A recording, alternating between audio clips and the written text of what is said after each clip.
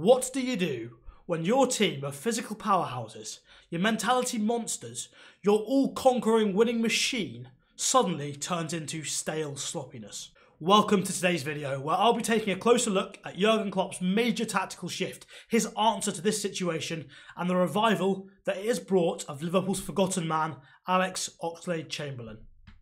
Throughout the 22-23 season so far, Liverpool have really been struggling for form, and they've even completely lost their identity following recent changes in their squad. In particular, the key departures of Sadio Mane and Jurgen Wijnaldum, alongside the decline of some of their key players like Roberto Firmino, Jordan Henderson and Fabinho, have forced a complete shift in their playstyle. And to be fair to Jurgen Klopp, significant injuries to the likes of Diogo Jota and Luis Diaz really haven't helped his attempts to rescue the desperate situation that they're currently in. Liverpool's biggest issue this season is the ease at which opposition teams have been able to play through them, particularly in midfield. They've been conceding goals at a higher rate this season than any of the previous three, including that season where Van Dijk was missing for long periods and they had all sorts of defensive injury chaos going on. So this goals conceded graph here shows that, and it shows the depth of crisis that Liverpool are really in right now. Let's have a look at what made Liverpool so successful in the first place tactically, what they were getting so right and where that's now all gone wrong. So let's head over to the tactics board and take a look. So this Premier League winning, Champions League winning, all-conquering Liverpool team set up in that imperious 4-3-3 formation with one defensive midfielder sitting behind two more advanced eights. A similar situation, a similar setup to what we've seen from Pep Guardiola's Manchester City, among other teams. Now, as with many other top teams, the way Liverpool tried to sort of get an advantage against the low block was by creating a 5v4 against the opposition's defensive line.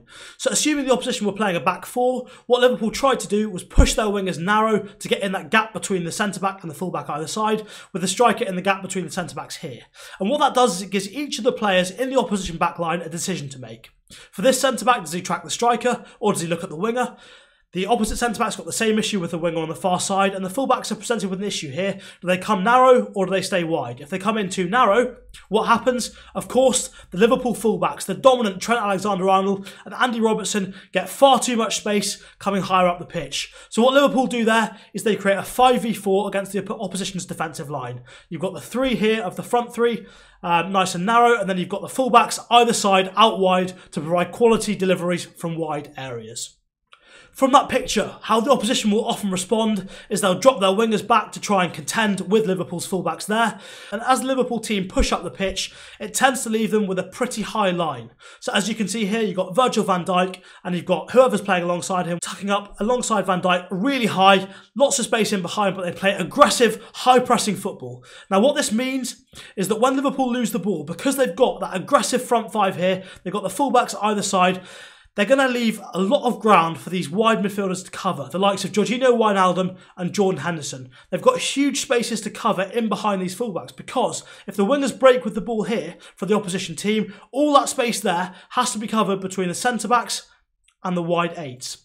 So, whereas Manchester City might have inverted fullbacks or other teams would have inverted fullbacks in these sorts of areas, Liverpool relied really heavily on their eights to do a lot of the defensive work because the fullbacks were high and wide. Now, obviously, football's 11 versus 11, so if you've got an overload somewhere, you're going to have an underload somewhere else. So you're going to be a little bit weaker somewhere else. Now, in the situation where Liverpool were a dominant team, these front three here, you've got the wingers, you've got Sadio Mane, you've got Mo Salah, you've got Roberto Firmino. Teams were scared of these players. Teams were dropping off so that these guys don't get any space. The fullbacks were coming in really narrow. The wingers were dropping back deep to try and stop Andy Robertson and Trent Alexander-Arnold having space and time to put good balls in the box because they know what the front three will do. And what that does is the deeper opposition teams drop, it means that if they do win the ball back, it's harder for them to break out because they're receiving the ball, if they do win it back, much closer to their own goal. So they've got to cover a lot more distance to get in behind. And obviously, if you're an opposition team playing against Liverpool, you hit a ball long into the channel. It doesn't matter who your striker is here. You're not beating Virgil van Dijk in the air. You're not beating him in a foot race, at least in the imperious form he was in back then. Now it's a little bit more of a freebie, which as a Man United fan, obviously I'm quite enjoying.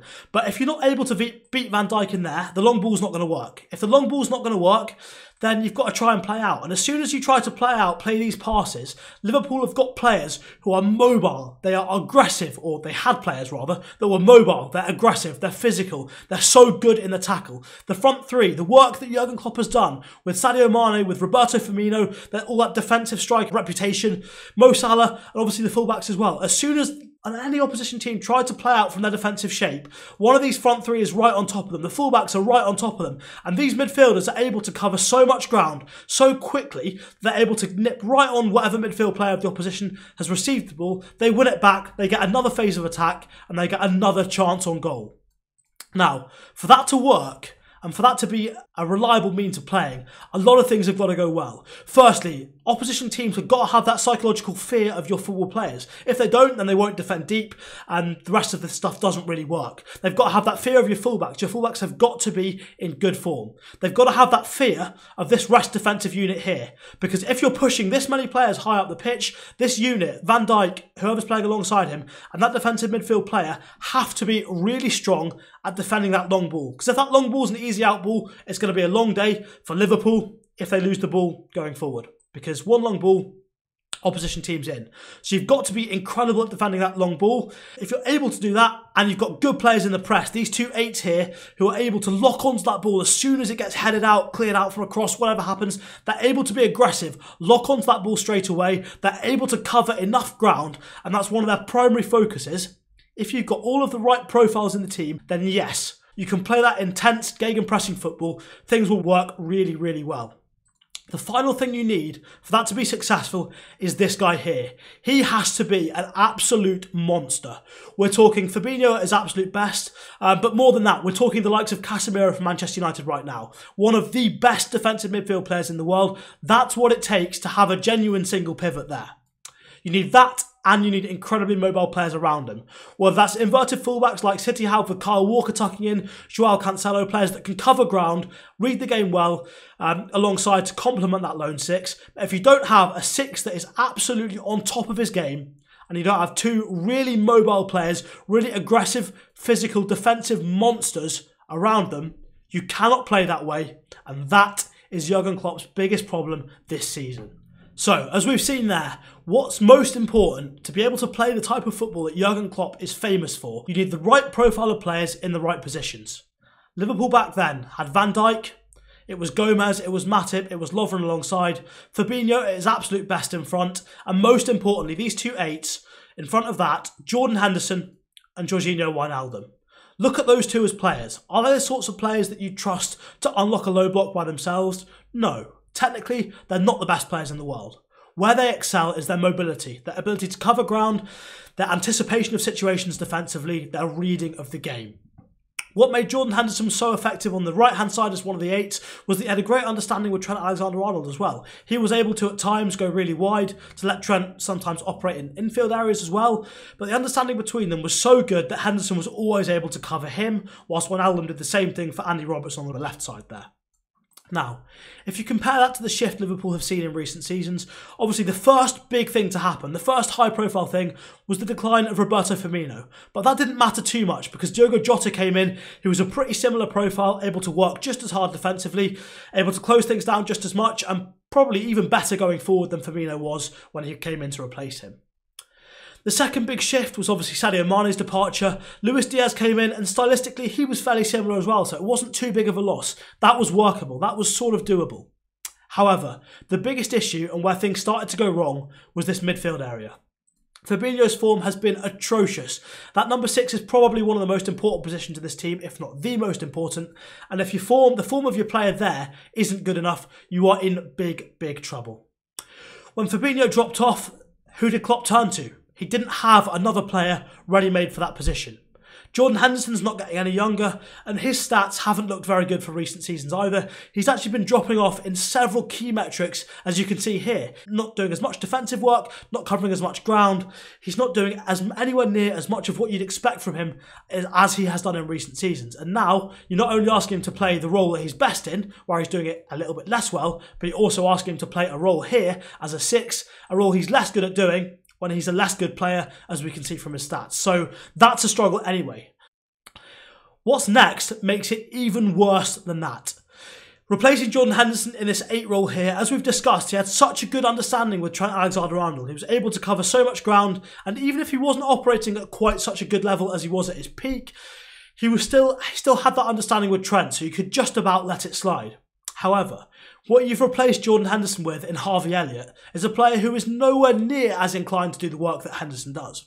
Elliott's a decent player in his own right, but rather than doing what Henderson tries to do in terms of his first priority being covering ground, winning balls back, being aggressive, setting the tone for the whole team in terms of the way he plays, his tenacity, Harvey Elliott is much more in the mould of a hybrid winger/8, someone that drifts into the wider areas, looks to come in on his left foot and create from wider angles. Now, obviously, if you do that, number one, you're getting in Trent's space quite a bit. Number two, you might be getting in Salah's space if he's coming inside here. So you might be asking Salah to play a bit wider, which was an issue for Liverpool earlier in the season. But number three, also, you're taking the important player out of the cog here. So as soon as Liverpool do lose the ball, yes, they might be better at creating a chance because they've got Elliott. But if they lose the ball, this entire flank is open because you've got a different profile of player in that team. Thiago Alcantara is a fantastic technician again, but he's not the right profile of player for the gegenpressing, aggressive style that Jurgen Klopp wants to play. All it comes down to, once again, is the profiles of player. Now, as much as Jurgen Klopp has tried to persist with the single pivot with the 2/8s in front, there came a point where it became clear to him that he cannot do that any longer. So it became clear Klopp had to use a double pivot, create a box here to provide that solidity in front of the centre-back pairing to prevent Liverpool being so easy to beat on the counter. Now, the issue here is that takes something out from Liverpool in front of the ball. The reason so many of the top teams play with one single pivot and 2/8s in front is that it gives them that extra option in possession, makes it easier to retain the ball, easier to sustain your attacks, easier to try and build something. If you look here, when Liverpool have the ball with a single pivot, you've got the 8s either side, you've got the fullbacks in the wide areas, and also you've obviously got the inside forwards here and the striker on the attacking line. Now, when you drop one back here, what that does is it means that you have 2 6s there and a 10 in front. And what that does is it places so much more importance on this number 10 because they're the only player there able to link things. Now, Diogo Jota's able to play that position. You've got to be a very good player to do it because there's so much reliance on you in that team rather than having one either side that can do it. But Diogo Jota, for a time, was able to do it until he got injured. With the injury to Diogo Jota, this system didn't work for Liverpool either because all of a sudden they weren't able to play that ball forward, they weren't able to break down the low block through central areas. So, what did Jurgen Klopp turn to instead? It's pretty clear that this box had to stay. The box couldn't be changed. So how do you solve this problem then of what's going on in front? Relying too much on one number 10 now that Diogo Jota's injured? Well, instead, you turn to what Ralf Rangnick did at Manchester United, the 4-2-2. 2 wide 10s. You have one on the left side, one on that right side. And what Jurgen Klopp was fortunate with is that he's blessed with 2 strikers that are able to play as split strikers and are tactically intelligent enough to work in both the wide areas and central areas. Looking briefly at this front two, obviously you've got Mo Salah on the right here. He's able to operate in the slightly wider areas in the half spaces, but he's also equally comfortable playing right through the middle as he did at times last season. On the other side, you've got Darwin Núñez. Very comfortable on the left, as he's played for Benfica so many times, but also through the middle as well. Obviously not quite so comfortable in front of goal, but that's a separate issue. Both of those strikers are comfortable in the wide areas and the more central areas. And so what it means is that in the build-up phase, Liverpool can have the fullbacks a little bit deeper to give them passing angles out wide. Slightly narrower, they've got the wide 10s, you've got Harvey Elliott, and this role is better suited to Harvey Elliott than the sort of 8 that's shuttling around trying to be aggressive in the press that Jordan Henderson was doing, so this role is better suited for him as well. And then you've got Alex Oxlade-Chamberlain as well. He's able to be tactically intelligent alongside Darwin Núñez and Andy Robertson. Those 3 are able to rotate really nice. Oxlade-Chamberlain's so versatile. He wanted to play in central midfield. That's why he joined Liverpool to start with. And here, his tactical versatility might be what is going to revive Liverpool. What you end up with is a midfield box. You get 2 boxes. You get the centre-back and double pivot box, but you also get the box of the double pivot and the wide 10s either side in front. Now, at the moment, it's not working for Liverpool. Just as yet, the results haven't quite started turning. But if this system starts to suit the players, if they start to become more and more familiar, get a bit of confidence, a few results that go their way, this could work really, really well. The fluidity it allows could transform Liverpool back into a team contending for titles.